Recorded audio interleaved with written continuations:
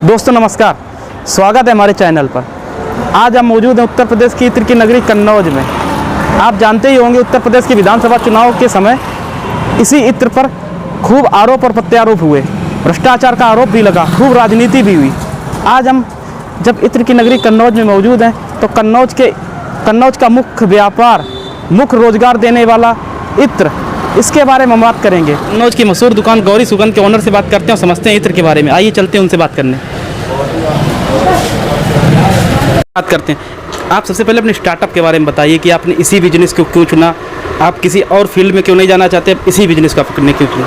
मैं 4th generation हूँ इस काम में। आपका ये पुश्तैनी बिजनेस है? हाँ, ये पुश्तैनी बिजनेस है मेरा और मैं कभी इस बिजनेस को नहीं छोड़ना चाहूँगा। मैं कोशिश करूँगा मेरा बच्चा भी आगे चल के इसी को टेक ओवर करे, आगे लेके जाए। कन्नौज की शान है और इत्र कन्नौज की शान भी है, धरोहर भी है, बहुत पुराना व्यापार है। इस पे कई राजनीति के चक्कर में आरोप प्रत्यारोप भी लगे उत्तर प्रदेश के विधानसभा चुनाव में, उस पर आप क्या कहना चाहेंगे?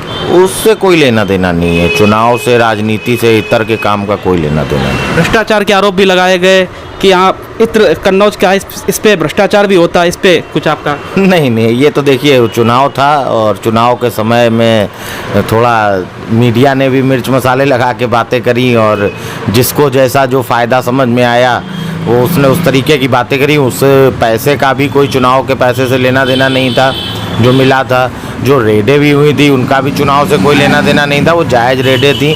जिसके यहाँ पड़ी वो भी हमको बहुत अच्छे से परिचित है हम लोगों के।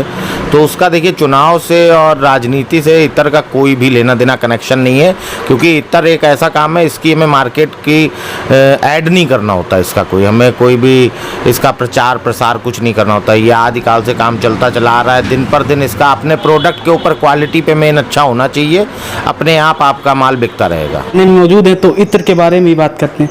क्या नाम है सर आपका? अनूप केलकर। ये आपका कारखाना है? जी। आप कुछ बताएं अपने कारखाने के बारे में, कैसे इत्र तैयार होता है, इसके बारे में। कन्नौज में बहुत ये पुराना बिजनेस है इत्र का, जो काफ़ी समय से चला आ रहा है। ये सभी फूलों से द्वारा बनाया जाता है। गुलाब है, हीना है, खस है, मोगरा है, मेहंदी है, मिट्टी है, ये कन्नौज की सब इत्र बनाए जाते हैं, जो देसी इत्र है। आपके यहाँ इत्र कितने से, मतलब स्टार्टिंग कितने से होती है, कितने तक मिलता है यहाँ कन्नौज का जो फेमस इत्र है? 500 रुपये किलो से लेकर है कन्नौज का इत्र। ये विदेशों में भी एक्सपोर्ट होता है? ना, हम नहीं करते हैं, वैसे कन्नौज से एक्सपोर्ट होता है काफ़ी। आपके यहाँ ये इत्र यहीं मिलता है कि आपकी शॉप भी है, कोई कारखाना है? यही शॉप है हमारी कन्नौज में, यहीं पे मिलता है यहीं पे आपको। मिलता है। और इत्र के ऊपर भ्रष्टाचार के आरोप भी लगे जब विधानसभा चुनाव चल रहा था, राजनीतिक प्रत्यारोप भी, उससे आप क्या? नहीं, ऐसी कोई बात नहीं, इसमें भ्रष्टाचार का कोई इसमें वो नहीं है। आने जो सरकार बनी उससे आप क्या चाहते हैं, इत्र को कैसे?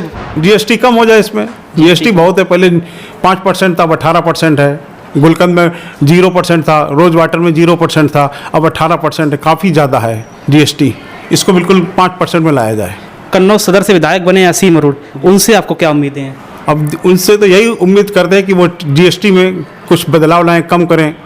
और हमारे माध्यम से आप कुछ सरकार से कहना चाहेंगे? हम यही कहना चाहेंगे जीएसटी को कम किया जाए, कन्नौज का उद्योग बढ़ सके, जिससे इत्र को बढ़ावा देने के लिए सरकार को क्या कदम उठाने चाहिए? पिछली सरकार ने परफ्यूम पार्क बनाया था, इस सरकार से आपको क्या उम्मीद है? क्या वो परफ्यूम पार्क दोबारा शुरू करवाना चाहिए? हाँ, परफ्यूम पार्क दोबारा फिर से बनाना चाहिए, चालू करना चाहिए। अभी प्रोजेक्ट पूरा नहीं हुआ है काम।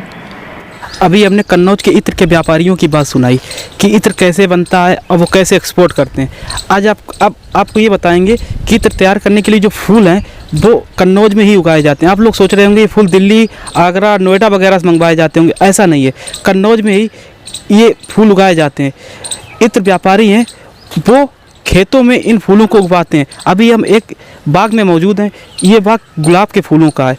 आप चारों तरफ देखेंगे तो ये चारों तरफ आपको गुलाब ही गुलाब नज़र आएंगे, चारों तरफ आपको गुलाब नजर। इसके बगल में गेंदा भी है, बेला भी है, हर तरीके से फूल इस बाग में आपको मिलेंगे। और जो चारों तरफ कन्नौज में फूल ही फूल हैं, ये कन्नौज की एक बाग है, उसी की हम ये व्यू दिखा रहे हैं आपको। आप देख सकते हैं हमारे चैनल के माध्यम से। इसी तरीके से कन्नौज में जो इत्र बनता है, उनके लिए जो फूल तैयार किए जाते हैं, ये उन्हीं का बाग है।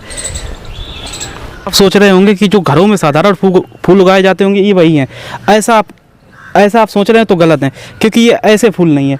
ये आपको गुलाब का फूल हम दिखा रहे हैं, देखिए ये कुछ अलग ही तरीके से फूल होते हैं जो इत्र के लिए उगाए जाते हैं। आप देख सकते हैं, हम एक फूल तोड़ते हैं आपको दिखाने के लिए। ये फूल है, ये फूल जो घर में उगाया जाता है उस तरीके से तो बिल्कुल भी नहीं है। ये खास तौर से इत्र में ही प्रयोग किया जाता है। इसकी खुशबू भी बहुत अलग है। आप देख सकते पेड़ों की बनावट भी आप देखिए किस तरीके की है। नई नई तरीके से ये फूल उगाए जाते हैं। आप चलते हैं किसी नए व्यू पर और आपको आगे की बात बताते हैं। तो आज हम मौजूद थे इत्र की नगरी कन्नौज में। आज हमने इत्र के बारे में आपको बताया, इत्र के व्यापारियों की बात सुनाई, इत्र के खेतों जहाँ पे इत्र के लिए फूल उगाए जाते हैं आपको हम उन खेतों में भी लेके गए। इत्र के बारे में हमने बताया कि इत्र जो कन्नौज का इत्र है वो कैसे तैयार किया जाता। किसी कारणवश हम इत्र के कारखानों में आपको नहीं लेके जा पाए, जहाँ इत्र तैयार किया जाता, जो कारखाने होते हैं इत्र बनाने के, वहाँ हम नहीं लेके जा पाए आपको। हम आने वाले अगले एपिसोड में इत्र के कारखाने में भी आपको लेके चलेंगे और दिखाएंगे कैसे कन्नौज का इत्र तैयार होता है। तब तक के लिए धन्यवाद। हमारे चैनल को लाइक करें, कमेंट करें, सब्सक्राइब करें। कैमरामैन अश्विनी राजपूत के साथ सौरभ सप्ताह, कन्नौज।